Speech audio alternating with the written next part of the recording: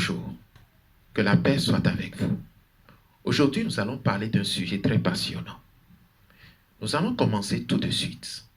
Jésus dit, je suis la résurrection et la vie. Celui qui croit en moi vivra quand même il serait mort. Et quiconque vit et croit en moi ne mourra jamais. Crois-tu cela?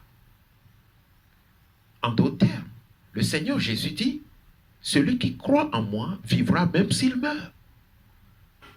Et la deuxième partie dit, celui qui vit et croit en moi ne mourra donc jamais. Donc le Seigneur Jésus est en train de faire allusion à une vie qui n'a pas de limite, qui n'a pas de fin. C'est une vie qui transcende la vie du corps. C'est une vie qui transcende la vie terrestre. Lorsque la Bible dit que la poussière retourne à la poussière, eh bien cette vie-là survit à la poussière.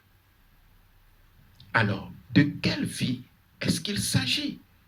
Nous allons lire rapidement un passage que je crois que vous connaissez certainement. Jean 3, verset 16, où il est dit, car Dieu a tant aimé le monde qu'il a donné son Fils unique, afin que quiconque croit en lui ne périsse point, mais qu'il ait la vie éternelle. Il s'agit de ça donc. Il s'agit de la vie éternelle. Et cette vie-là, le Seigneur dit, celui qui l'a ne périra pas, mais celui qui ne l'a pas périra. Donc, de quoi est-ce qu'il est en train de parler? Vous savez, sur terre, quelle que soit la longévité, les gens finissent toujours par partir. Mais le Seigneur nous dit que celui qui croit en lui vivra, même s'il connaît la mort dans son corps de la chair. Même s'il connaît la mort physique, le Seigneur dit, il vivra. Parce qu'il est la résurrection et la vie, justement. Maintenant, ce que nous disons est vraiment important. Et j'aimerais beaucoup qu'on se penche sur ce sujet. Le Seigneur dit ceci. Celui qui croit en moi vivra quand même il serait mort. Donc quand il va mourir physiquement, il vivra quand même. La condition est qu'il croit en moi. Et vous allez comprendre pourquoi il dit cela. Nous allons lire Jean 6, verset 27. Travaillez non pour la nourriture qui périt, mais pour celle qui subsiste pour la vie éternelle, et que le Fils de l'homme vous donnera. Car c'est lui que le Père, que Dieu a marqué de son sceau. Dieu a marqué de son sceau le Seigneur Jésus. Cela veut dire qu'il l'a désigné pour faire ce qu'il dit pouvoir faire. Il lui a donné le pouvoir de donner la vie éternelle à celui qui croit en lui. Voilà de quoi est-ce que le Seigneur parle. Et cela, j'ai l'habitude de dire que c'est la spécialité de Jésus.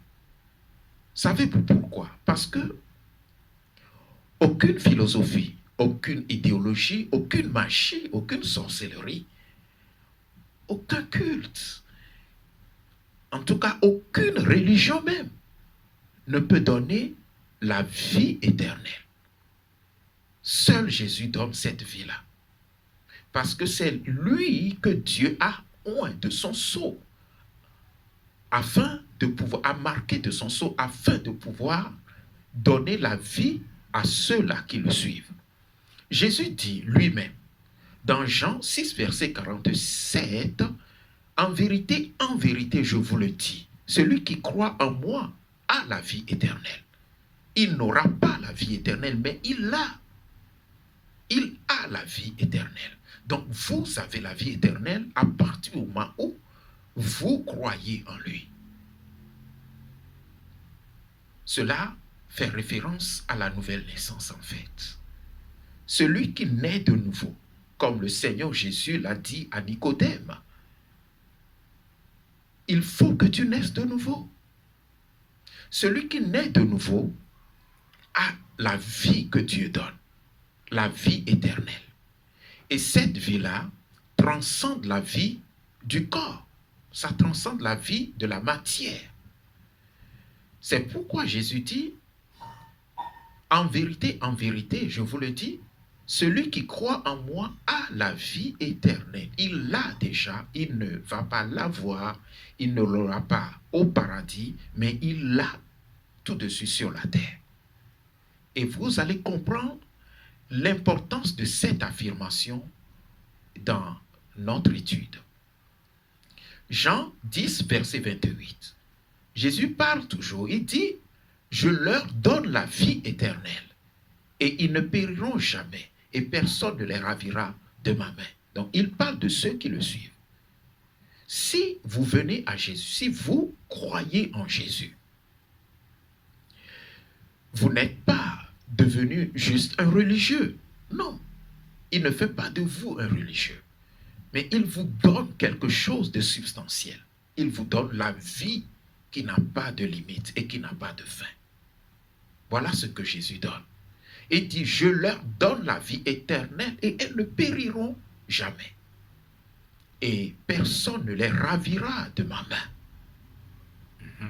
Donc la vie éternelle vaut également pour la protection. Jean 5, verset 24.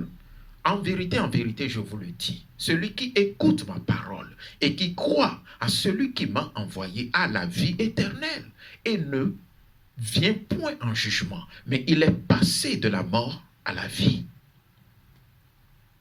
Donc le Seigneur Jésus donne les détails sur la manière de recevoir cette vie-là.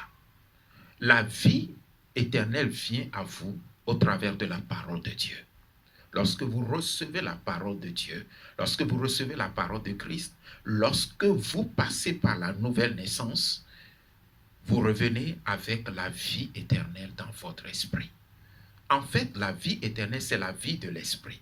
Ce n'est pas la vie du corps qui a pour vecteur le sang. Il s'agit ici d'une autre vie qui transcende la vie terrestre.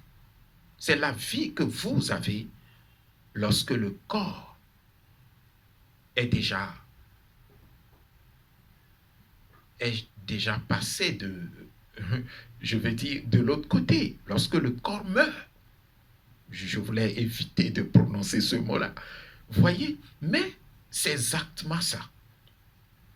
Lorsque quelqu'un n'est plus, s'il n'a pas la vie éternelle, il ne peut pas aller vers Dieu. Mais lorsqu'il a la vie éternelle, il a la vie de Dieu en lui déjà.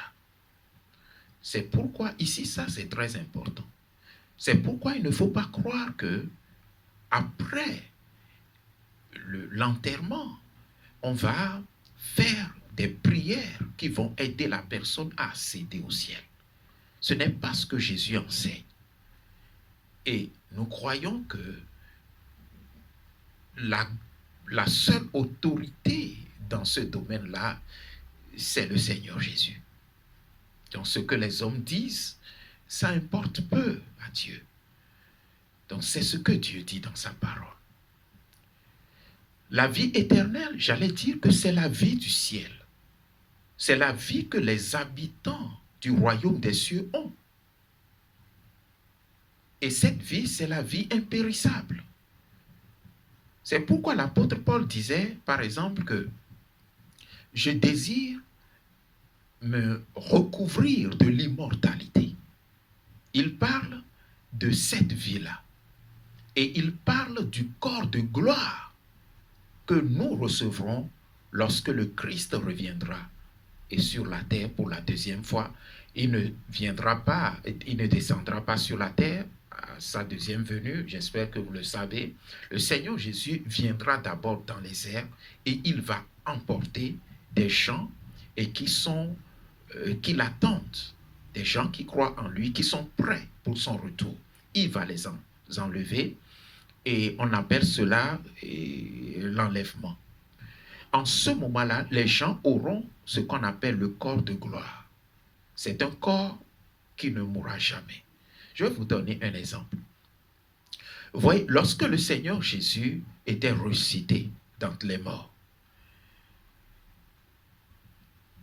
un jour, ses disciples étaient dans une chambre bien fermée. Et le Seigneur Jésus était arrivé chez eux sans frapper à la porte. C'était le soir même et de sa résurrection. Parce que le Seigneur était ressuscité le dimanche matin, un dimanche matin. Nous allons lire Jean 20, versets 19 à 20. Il dit, le soir de ce jour, qui était le premier de la semaine, les portes du lieu où se trouvaient les disciples étant fermées à cause de la crainte qu'ils avaient des Juifs. Les disciples avaient peur. On a tué leur maître, donc ils avaient peur. Et ils étaient cachés quelque part. Maintenant, ils ont fermé la porte à double tour. Et la Bible dit, Jésus vint, se présenta au milieu d'eux. Et il leur dit, la paix soit avec vous. Donc, le Seigneur Jésus est entré sans frapper à la porte, sans qu'on ait eu besoin de lui ouvrir la porte, justement, parce qu'il avait son corps de gloire à la résurrection. Le corps, oui, le même corps de gloire, les enfants de Dieu l'auront au jour de l'enlèvement. C'est ce que la Bible dit. Mais aujourd'hui, nous n'allons pas parler de ces choses. Ça va faire trop long. Et nous allons en faire une vidéo à part. Nous allons faire une vidéo sur l'enlèvement. D'accord? C'est promis. Mais maintenant, nous parlons de la vie éternelle. Et cette vie-là, vous pouvez l'avoir sur la terre maintenant. Parce que si vous n'avez pas la vie éternelle, vous ne pouvez pas aller au paradis. Et le paradis est un endroit réel. Quand on dit ces choses-là, certaines personnes disent, moi je ne crois plus au Père Noël. Et c'est très intéressant. C'est très très intéressant. C'est très intéressant. Mais je ne veux pas dire pourquoi je dis que c'est très intéressant. En tout cas, j'aimerais vous dire que c'est une réalité. Ce sont des choses qui existent. Le monde spirituel existe. Hein? Le monde spirituel existe. Le paradis existe. L'enfer également existe, malheureusement. Mais l'enfer n'a pas été fait ou bien mis en place pour les êtres humains. Mais par ignorance, les gens se retrouvent en enfer. Et il y a une longue étude que nous allons faire sur ces choses-là beaucoup plus tard. Donc aujourd'hui, si vous n'avez pas encore reçu Christ, si vous n'avez pas encore la vie éternelle, vous pouvez avoir la vie éternelle en recevant tout simplement Jésus dans votre cœur.